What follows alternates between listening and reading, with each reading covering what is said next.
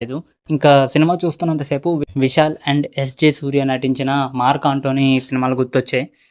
ఒక చిన్న story line point నేను చెప్పాలనుకుంటున్నాను. కృప అనే క్యారెక్టర్ అంటే విశాల్ ఫస్ట్ క్యారెక్టర్ ఒక సాధారణమైన మెడికల్ రిప్రజెంటేటివ్ లైఫ్ బతుకుతూ ఉంటాడు. ఒక చిన్న ఫ్యామిలీ ఉంటుంది. ఇలాంటి సమయంలోని లింగ అంటే డబల్ క్యారెక్టర్ కదా! సో, రెండో క్యారెక్టర్ అయిన విశాల్ లింగ ఈ కృపకి ఉన్న సంబంధం ఏంటి? ఎందుకు కృప మీద అటాక్ చేస్తున్నాడు? అసలు వాళ్ళిద్దరికీ ఉన్న రిలేషన్ ఏంటి? అన్నదే స్టోరీ లైన్. వింటుంటే మనకి 'జై లవకుశ' అలాగే 'మార్క్ ఆంటోనీ' ఇలాంటి సినిమాలన్నీ కూడా కమర్షియల్ సినిమాలన్నీ గుర్తొస్తూ ఉంటాయి.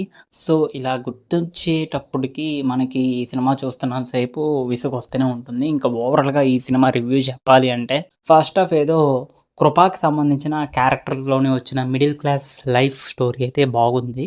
ఇంకా సెకండ్ హాఫ్‌లో వచ్చే ఫ్లాష్ బ్యాక్ ఎపిసోడ్స్‌లోని లింగా క్యారెక్టర్ గానీ, విశాల్ ఓల్డ్ గెటప్ అంత పెద్దగా ఆకట్టుకోలేదు.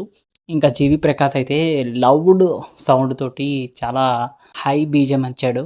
అది అంత పెద్దగా వర్కౌట్ కాలేదు. ఇంకా ఈ సినిమాకి నేను 5కి 2.5 ఇస్తున్నాను. ఎవరికైనా కమర్షియల్ ఔట్ అండ్ ఔట్ సినిమాలు నచ్చితే ఈ సినిమా మీకు తప్పకుండా నచ్చుతుంది. నా సజెషన్ అయితే ఇది డైరెక్ట్‌గా ఓటీటీలో చూడడం బెటర్ ఏమో అని అనిపిచ్చింది. మరి సినిమా మీద మీ అభిప్రాయం ఏంటో, మీ ఒపీనియన్ ఏంటో కామెంట్‌ల్లో పెట్టండి. అలాగే మరిన్ని మూవీ అప్డేట్స్ కోసం మన ఛానల్‌ని అయితే సబ్స్క్రైబ్ చేయండి. పక్కన ఉన్న గంట సింబల్ మాత్రం క్లిక్ చేయడం మర్చిపోవద్దు. Thank you. Signing off movie talk with Telugu channel. మరొక రివ్యూతో మళ్ళీ కలుద్దాం.